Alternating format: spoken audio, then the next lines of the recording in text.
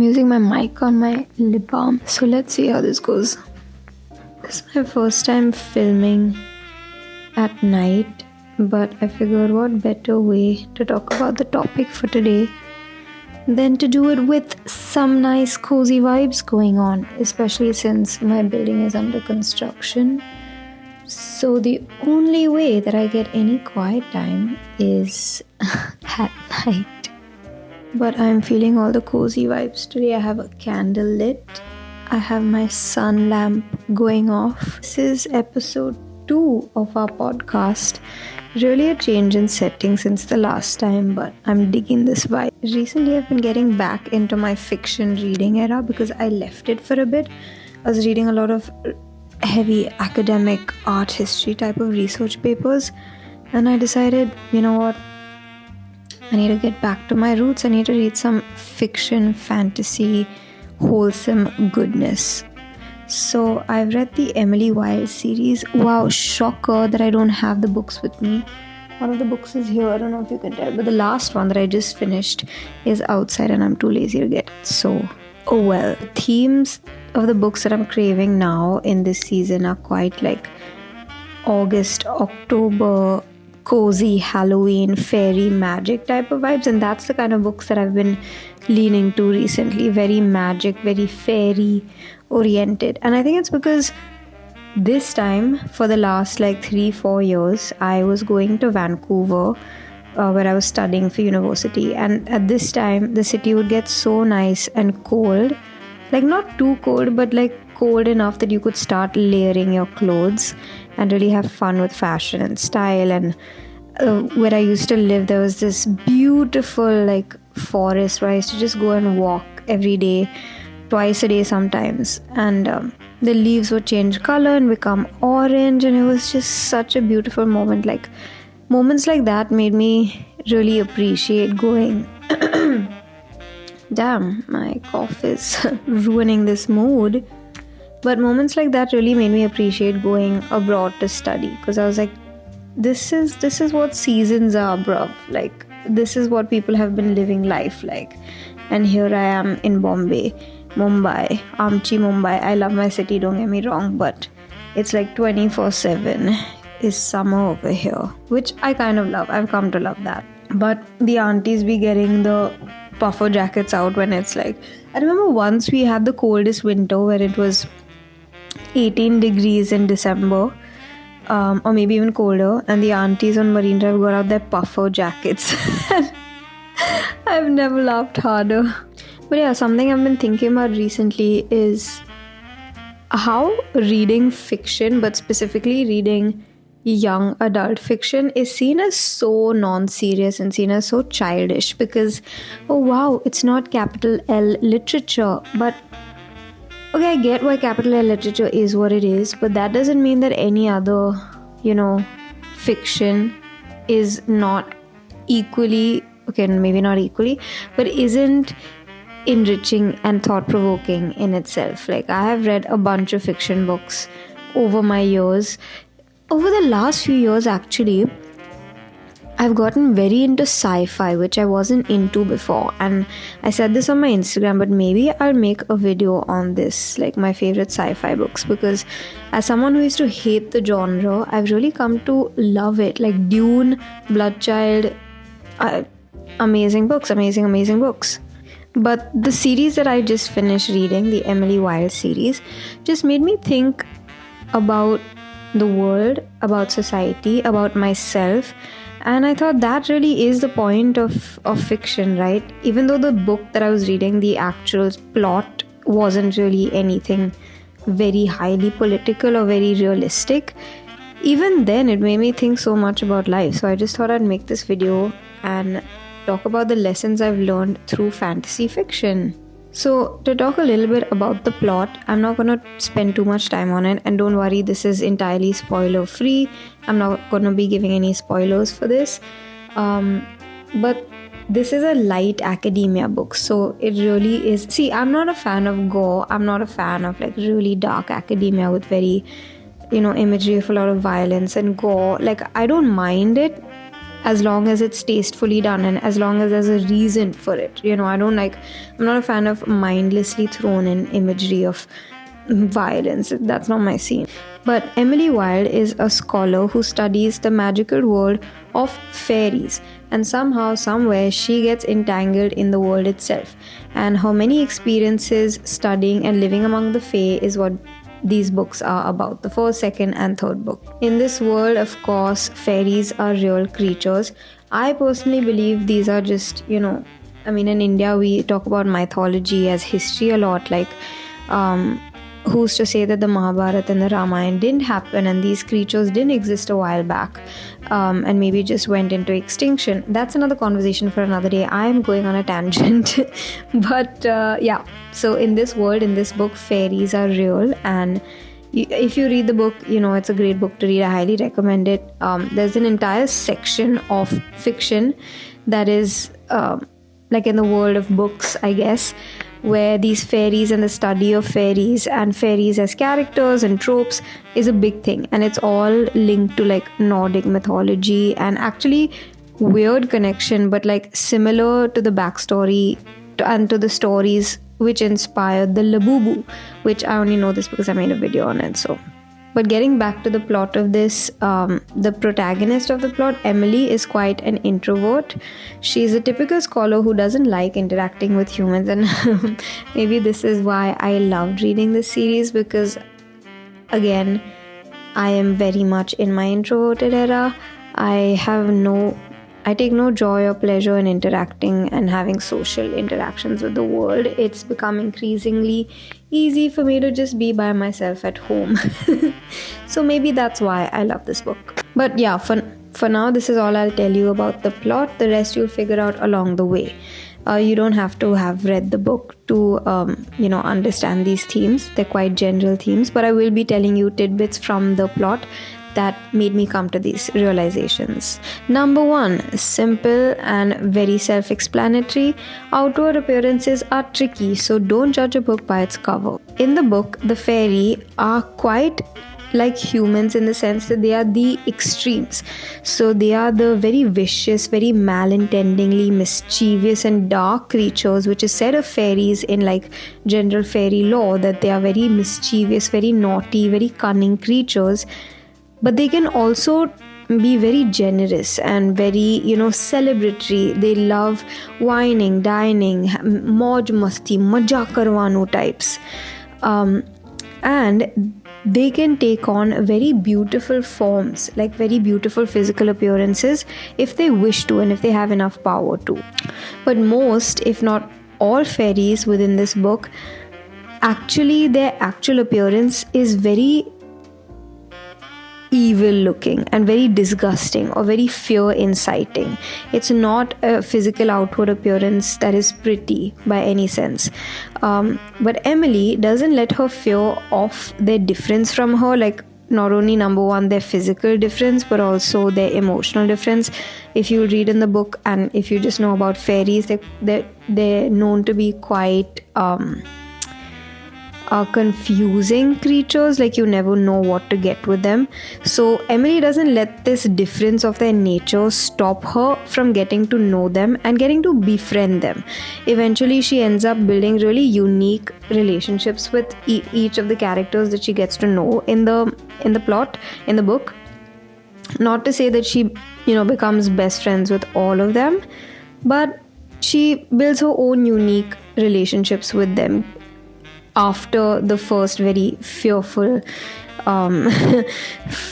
experience of their physical form, which I don't know, dude. If I was met with someone that was really a really ugly creature and you told me I had to not only study them but like befriend them to study them, I would be fucking scared. Like I wouldn't do it. But this made me think so much about like just in everyday life, like how society has made difference and human differences feel like something that you can't get past. And I sometimes limit myself to thinking that I only hang out with people who are similar to me, who are like-minded than me.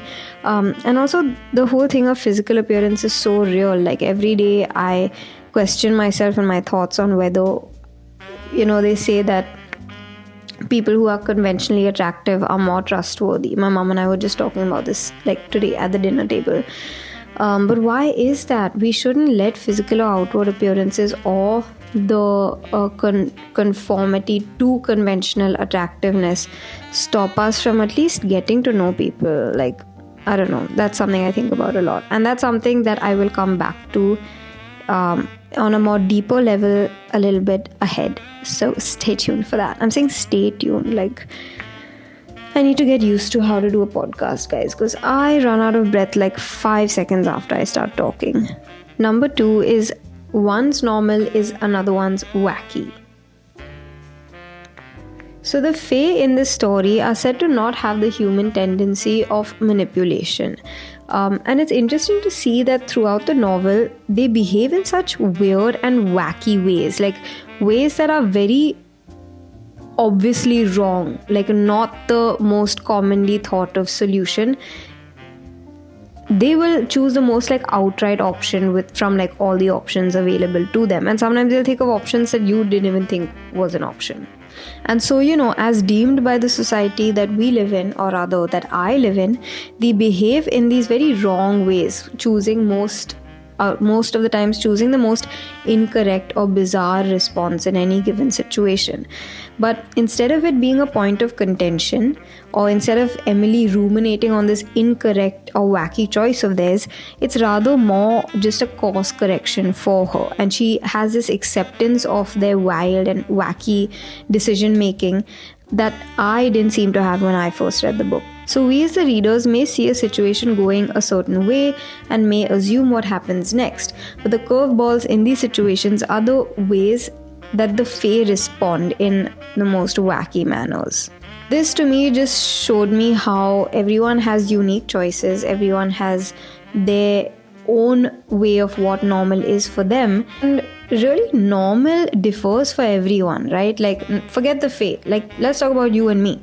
What is normal to you could not be normal for me. And so this was actually quite refreshing to read, because it seems like everyone around me in this bubble that I live in almost thinks and behaves exactly like me. And so that has kind of led to me having a lot of resistance towards people who think differently than me. So it was interesting to read this because it was a reflection of my own resistance, how like baffled I was by the Fae's behavior, and in comparison how easily Emily accepted it and just went along with it. And she just thought of it like, oh, this is just another like course correction, or like, oh, instead of going right, I'm gonna go left. But for me, I just kept ruminating on the fact that, damn, why do they choose this? Why do they choose this? But okay, bruv, they chose it. Now what? Life's life. Move on. Like, everyone's normal is different. You cannot judge someone based on what decision they take, because what is common sense to you may not be to them. Everyone has different upbringings. That is basically what I was thinking when I was reading this book.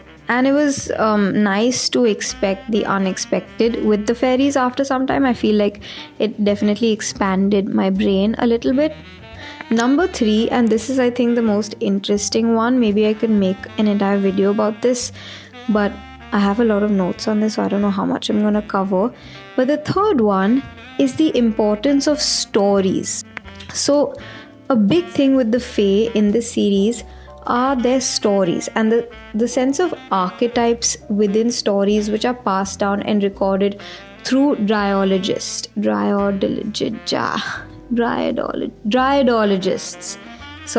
Stories which are passed down and recorded through these dryadologists. Dryadology is the study of fairies, and a pillar, or rather the main pillar of the study of the fairies, are the stories about the fairies. I'm talking like oral folk stories that are passed down through generations and hopefully recorded through dryadologists in different regions. I'm really having a hard time saying dryadologists. But see, if I don't think too much about it, I say it very easily, dryadologists. But if I think about it, then I stumble. Like I just stumble. Oh my god, this is like crazy. But basically the stories about the fairies are the way that humans or mortals can make sense of their world, because with the fairies, as I've said before, there's no real rules governing them, and as soon as you figure out the rules may change, and depending on who you are and how much power you have within this fairy realm, you can kind of make the rules up as you go in a certain sense. But the way the humans can navigate the world of the fairies is through stories, is through looking back at historical records of what has happened before and kind of finding the pattern, which is what dryadologists essentially do. I am just really happy that I can say dryadologists. But essentially that is what dryadologists do, that they find patterns and archetypes within these stories, which is a larger conversation really about like religion. I know Christianity, for example, I used to listen to lectures on Christianity, having a lot of archetypes within it. I'm so sure that it's probably the same for like all major religions. But so stories here are the frameworks from which individual experiences are governed. And so no spoilers, but these stories particularly come handy many times throughout the book. And since Emily is a dryadologist, her knowledge of fairy stories is immaculate. Emily is like the queen of fairy stories. She knows all the fairy stories, and if not, they like tickle her brain, reminding her that there is a fairy story that she's read about this. So then she goes and like buries her nose in a book trying to find these stories. But anyways, getting off track. These stories help the characters, but mainly Emily, figure out the best possible solutions to almost everything in the fairy realms. Now, the interesting thing to note here is that the fairies themselves don't really give these stories much attention, at least not as much as the humans do. So they definitely tell and retell these stories to keep them alive to a certain extent, but they don't live by the stories as closely as the humans do, especially the humans who are in fairy infested areas, which means like humans that are living in lands that are quite frequently visited by the fairies, or borderlands which are like fairy and human mortal realms are like together, close proximity types, like India-Pakistan border vibes. These locals, to them, these stories are like Bible, because they need stories as ways to protect themselves and kind of figure out the rules of this random wacky ways of the fairy. So to them, stories are very, very, very important. But in comparison, the folk or the fairy, they live with their stories more passively, remembering them if and when, whereas the humans seem to live with fairy stories more actively, since these stories mean more to the humans. And over here, there's an interesting power dynamic at play and how stories can be powerful. So for the folk or for the fairies, they have inherent power because they have magic through which they can exercise this power. So they don't really need to rely on stories. But for the humans or for the mortals, they don't have this power, right? Because they don't have any magic. So over here, their power lies in their knowledge of these fairy stories to help them figure out and make sense of this wacky fairy world. And this is kind of comforting in its own way to know that if nothing, at least the mortals can turn to the comfort of stories which have long been passed around fireplaces and cozy little pubs by the elders of the community. And of course, at this, I thought of the importance of oral storytelling traditions and the millions of stories that are being lost because they are either not being retold by younger generations or just not being recorded as dryadologists record these stories. I'm not gonna stop smiling when I say dryadologist, because until it comes out of my mouth, I don't know whether I've said it right or wrong. So I like a little bit anticipate and dread the word when it's in my script. So this made me think of the validity of oral storytelling traditions and how the written word takes precedence over oral storytelling. That is of such importance to not just the characters in this series, but also to millions of indigenous communities across the world. I remember learning about this at university. My university was in British Columbia, and it was situated on the unceded territory of the Musqueam, Squamish and Tsleil-Waututh nations. And along with land acknowledgement, we also learned in my foundation year of uni We studied about the ways in which indigenous people have long been oppressed, their land been stolen, and many injustices done to them.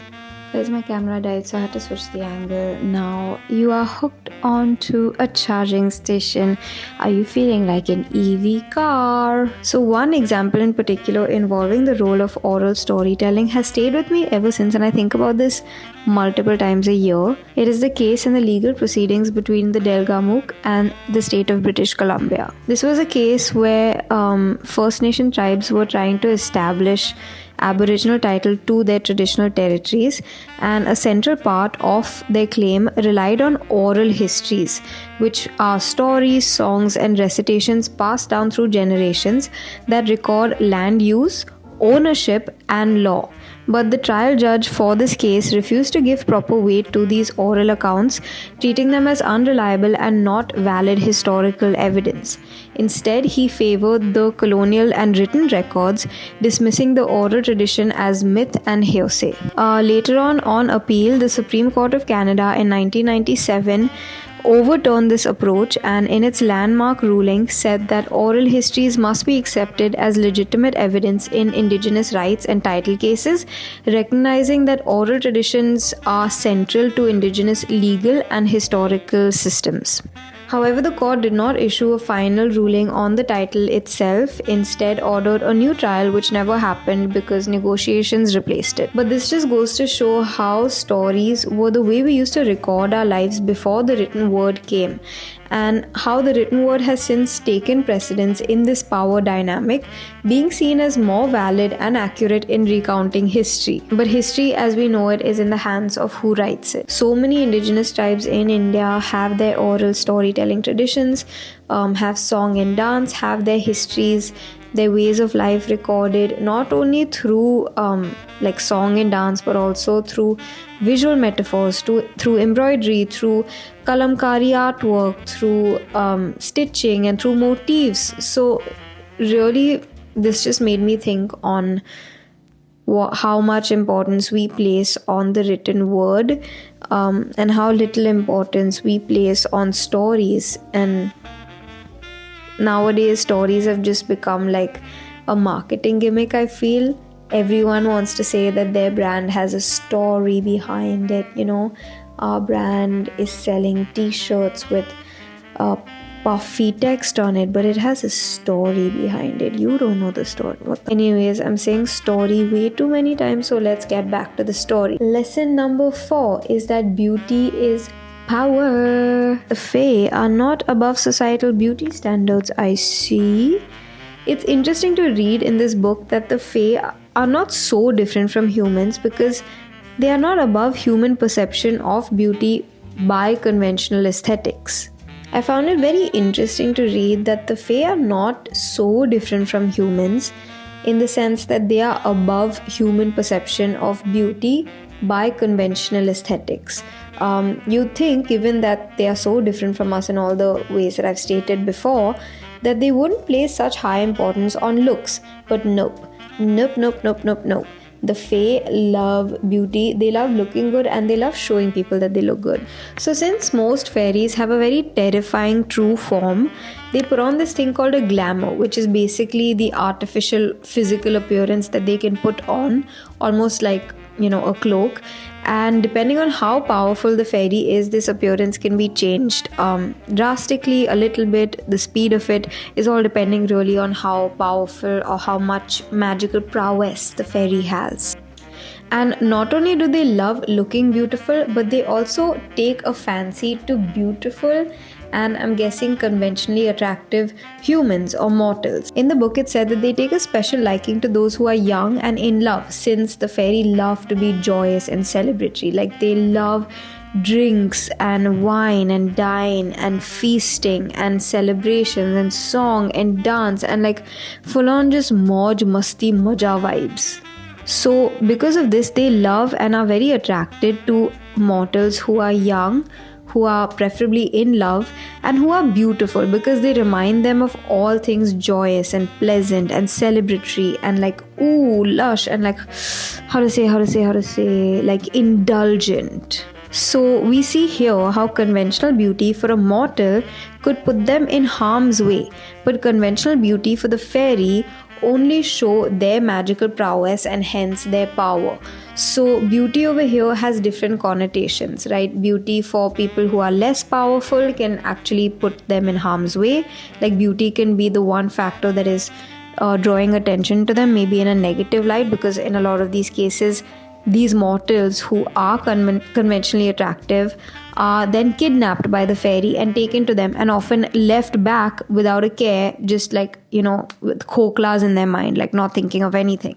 But for the fairies, beauty is more changeable, like their outwardly beauty is changeable, is changing, is able to be changed depending on how powerful they are. This made me think so much on the just politics of the rich and the poor when it comes to beauty, even in our normal human mortal society. How the rich can afford to change their physical appearance depending on what is in fashion or in style, like the Kardashians getting BBLs and then getting like really skinny using what is it? Ozempic? Yeah, Ozempic. But for the poor, most of the time, if a poor person is conventionally attractive, it just ends up happening that they attract more attention from people who can further exploit this attractiveness of theirs. And because they are poor and they don't have agency, they end up in really a bad situation because of their good looks. Get what I mean?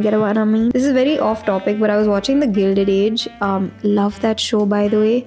But in the show, the character of Mauve Beaton is working at a house of like ill repute, as they call it in the show. I don't know why I found that so funny. Like the scene was so serious, and they kept saying a house of ill repute, and I was like, bruv, like. I'll say S worker, but in this series Mauve Beaton's character is very elegant and very proper and very ladylike and looks like she belongs to high society, but in reality she is very poor. So one of the other characters tells her, you look so elegant, when he sees her in this house of ill repute, and so she replies back and she says that just means that they pay more for it.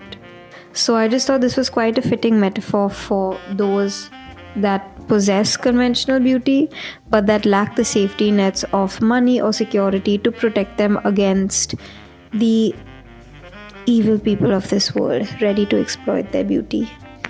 And the final countdown. The last and final lesson and reflection I've had from this is that I should be a liver, and that the fae are just maybe like orry. They're just livers, dog.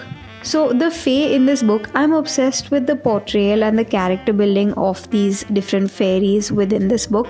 But a general theme with them is that they just live in the moment. They just literally live in the moment, and all they want to do is have a good life and live in the moment. They think of trouble solving and many things that involve violence as a kind of situational need that arises if and when, but it's not something that they really plan in advance or look forward to, in a sense. Like, they don't plan in advance for the problems that may come up. They just don't think of it. They just live in the moment. They definitely do enjoy violence, but it's not something that they plan on as a measure of forward thinking. In fact, in the third book, I won't say too much to spoil anything, but the only way a certain fairy realm expands and seizes other territories is because a half-blood is on the throne. Half-blood meaning half fairy, half mortal. So this person is one of their kind. They are not human, they are not fairy, so they have kind of the best of both worlds. The fairies' magic and ability to be a little wacky and crazy, and of course a higher power dynamic because they have magic, but they also have the humans and the mortal kind of advantage of forward thinking and being a planner and being more active. This person actually does say that the fae are not forward thinking in that sense, just content in the merrymaking of the present.